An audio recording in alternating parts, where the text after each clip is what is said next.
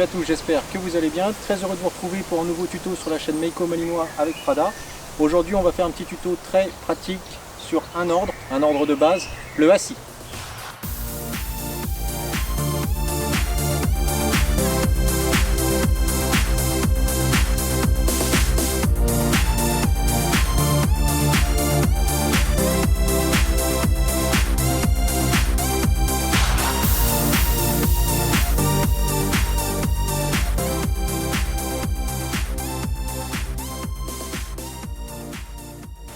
Dans cette vidéo, on va parler du assis. Avant toute chose, je rappelle, j'ai fait plusieurs tutos sur le oui-non, sur le ton de la voix, etc. Il y a d'autres tutos qui vont sortir sur la gestuelle, le conditionnement, le déconditionnement, ce genre de choses plutôt théoriques. Tout ça, ça va rentrer en compte dans l'apprentissage des ordres, mais on va aujourd'hui faire quelque chose de... Prada, assise. Assise. Ouais. On va faire quelque chose de vraiment très technique sur un ordre, mais il y aura d'autres choses qui vont venir compléter par la suite cette vidéo en quelque sorte. La première chose à faire si vous voulez apprendre le assis à votre chien, c'est tout simplement de profiter des opportunités où le chien le fait tout seul. Votre chien se promène dans l'appartement ou dans la maison, il arrive à côté du canapé, il s'assoit, c'est bien, assis, c'est bien. On profite, c'est des petites occasions naturelles et on martèle le mot, donc ça c'est la première chose. Ensuite, toujours de façon naturelle, pour vraiment commencer à conditionner et lui apprendre le assis, on va le faire sans friandises, sans jouets, sans laisse, etc. Vraiment de façon naturelle. Pour ce faire, Prada. Ouais, t'es debout, excellent. Ce qu'il va falloir créer, c'est une sensation de hauteur et de dominer le chien. Prada. Dominer au sens au-dessus, en dessous. Prada, tu viens? Viens bébé. Prada, là. Assise. J'ai appelé Prada, j'ai créé ce petit... Hop, je me mets au-dessus d'elle et je crée une hauteur qui va la faire basculer. Elle va devoir lever la tête pour continuer de me regarder. Et donc en levant la tête, elle va s'asseoir naturellement. Ça c'est la première chose. Naturellement, vous faites ça. Prada, avance. Stop. Prada. Assise. Oui. Vous montez un petit peu sur la pointe des pieds et vous mettez la main au-dessus. Pour mettre la main, ça on évite pour le stop. Moi je la mets plutôt à revers, par-dessus elle. Ça lui crée quelque chose à voir, à sentir, juste au-dessus de sa tête. J'ai juste pas la friandise, mais c'est un peu le principe pour ceux qui pratiquent, d'aller mettre ici. Là, je surplombe et je fais basculer de façon naturelle. Deuxième méthode, et vous commencez à me connaître pour ceux qui me suivent, le jeu. Donc là, j'ai pris la balle pour ce tuto. Ça peut être encore une fois n'importe quoi, une corde, ce qu'on veut. Objectif, exactement le même travail, sauf que je vais un peu provoquer le chien en allant à sa rencontre, en la stoppant. Prada, tu fais le tour? Allez, va te promener, tiens, va tout là-bas, tout là-bas, tout là-bas. Ah, là-bas, et hop, voilà, stop. Prada, tu viens? Tu veux la balle? Viens, avance, stop, assis. Je crée exactement le même phénomène avec ma main, comme ça je conditionne avec le premier exercice qui pourra se compléter, vous faites l'un puis l'autre, sauf que j'ai un jouet, donc là ça va être beaucoup plus simple puisque l'attention va être portée sur l'objet. Excellent, et je la fais basculer en arrière grâce à cette balle. Prada, tu te rapproches? Assise. Elle va basculer automatiquement par ma main et par l'attirance qu'elle va avoir sur le jouet. Et vous allez faire ce petit exercice. Viens Prada, hop, assise. Faites le petit pas vers le chien et vous vous grandissez devant. Ne pas se baisser. Si je me baisse, je vais partir plus sur des couchers ou je vais l'embrouiller un petit peu au niveau de sa tête, je suis à la même hauteur. Je prends le dessus ici et là j'ai le assis parfait avec le fameux regard qui vient compléter aussi dans un autre tuto ce que je vous avais expliqué. Prada, très bien assis. Et je répète, c'est bien assis. C'est bien. Voilà, donc l'objectif de ce travail, c'est j'amène le chien vers moi, je prends un petit peu de hauteur encore une fois et je le fais asseoir naturellement en face. Et on répète, des fois il y a le jouet, des fois il n'y a pas le jouet. Et quand je vais jouer avec mon chien, eh bien, je vais en profiter pour lui faire des petits assis par exemple avant de lui lancer la balle, ce genre de choses. Prada, tu viens? Une autre façon de faire qui arrive au quotidien, je vais prendre la laisse pour l'exercice. Fais le tour bébé.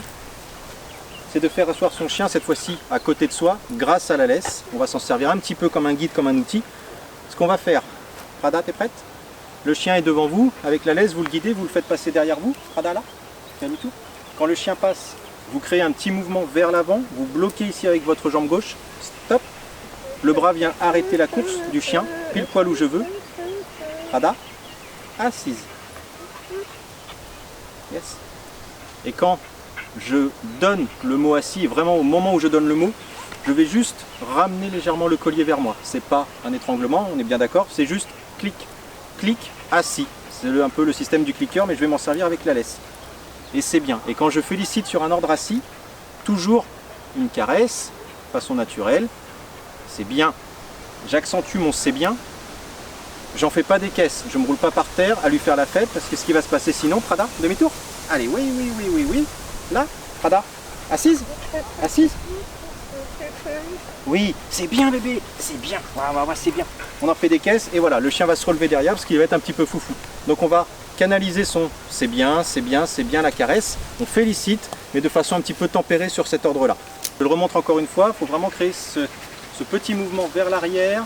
Je ramène à l'avant, ici je guide, stop, assise. Oui, bravo, bravo. Et quand je donne l'ordre assis, j'essaie de le donner toujours sur le même ton. Une erreur qu'on fait souvent, c'est assis, assis, assis, on monte dans les tours. Il n'y a aucune raison. Essayez de garder toujours ce ton du assis, le premier, pour conditionner le chien à avoir le même ton, la même position si c'est avec la laisse, la même position si c'est devant. Et je ne m'agace pas. Je répète autant de fois qu'il le faut l'ordre pour obtenir ce que je veux. Par contre, ne pas faire assis, assis, assis, assis à tue-tête. Si je dois le répéter, c'est uniquement si le chien ne le fait pas au bout de quelques secondes. Je reconditionne, clic, assis. Bah oui, là t'es allé te coucher, n'importe quoi. Vous voyez, c'est pas assis, je t'ai dit assis, je t'ai dit assis. On observe un petit peu le chien, assis une fois, ça le fait pas, clic, assis. Ainsi de suite. Quand le chien connaît vraiment l'ordre, là on peut commencer à hausser un petit peu le ton, entre guillemets, en restant dans une phase très très gentille avec le chien. Mais on peut changer un petit peu son ton à ce moment-là. Mais quand on est dans l'apprentissage, on essaye de garder le même ton. Je parlais du ton, j'ai enlevé la laisse là, mais pour le faire à côté. Je parlais du ton tout à l'heure. Pensez bien que ça doit être enjoué assis. Ça doit être quelque chose de positif pour le chien qui puisse prendre plaisir à le faire. Et un petit détail aussi, on a tendance à appuyer sur l'arrière. Chose à ne pas faire du tout parce qu'on va créer une contrainte physique. Simplement, on peut créer un petit stimuli, une petite habitude pour le chien juste au contact. Au moment où je dis bien l'ordre assis, je vais toucher juste l'arrière. Prada, debout. Là, debout. Non, debout. Voilà, stop. Assise. Juste de toucher, ça suffit. Pas besoin de lui affaisser l'arrière-train. Ça sert absolument à rien. Check à papa, c'est excellent. Voilà, donc j'ai parlé du ton. J'ai parlé de votre gestuelle. Vous devez bouger un petit peu, créer cette sensation avec le chien, hop, d'être par-dessus, de le faire basculer. Les ordres, effectivement, le jeu, la façon naturelle d'obtenir l'ordre. Vous avez vu, il ne faut pas de friandises ou quoi que ce soit, ça sert absolument à rien. C'est de l'exercice, vous pouvez le faire au quotidien tous les jours. Et puis, je voulais vous parler du conditionnement, parce que je vais faire une vidéo sur le conditionnement, déconditionnement. Mais on a souvent des personnes qui nous disent mon chien il sait faire ça, ça, ça, ça. Par contre, dès qu'il y a un environnement extérieur, des stimuli, il ne fait plus rien. Je vais prendre l'exemple du assis. Votre chien va par exemple s'asseoir à chaque fois qu'il attend sa gamelle. Vous allez lui dire assis, peut-être à contre-courant d'ailleurs, pas forcément au moment où il le fait, etc. Le chien va s'habituer à faire toujours le même ordre, au même endroit, sur le même ton que vous avez utilisé, etc. Enfin, il va être hyper conditionné. Je vais prendre l'exemple le plus courant aussi, je parlais de la gamelle, mais c'est quand vous avez un autre chien qui arrive en face de vous. La première chose que vous allez faire souvent, c'est de tendre le chien avec la laisse et lui dire assis, assez fermement. Et pour pas qu'il aille voir l'autre chien, vous allez le mettre au assis, coûte que coûte. Et lui, il va se tendre un petit peu parce qu'il y a l'autre chien, donc vous allez gâcher du assis, ce qui fait que par d'autres situations, il ne va pas forcément le faire parce qu'il va avoir en tête de merde, à chaque fois que je fais mon assis, il y a un autre chien qui arrive, ça m'embête, la situation est un peu anxiogène, etc. Si le chien est à côté de vous et que l'autre chien arrive, qu'il soit assis, couché, on s'en fout tant qu'il ne bouge pas. Donc on va essayer de déconditionner ces ordres-là. Donc vous voyez, ne pas associer le assis à quelque chose d'un peu négatif. En revanche, le conditionnement, il va être très très bon pour apprendre.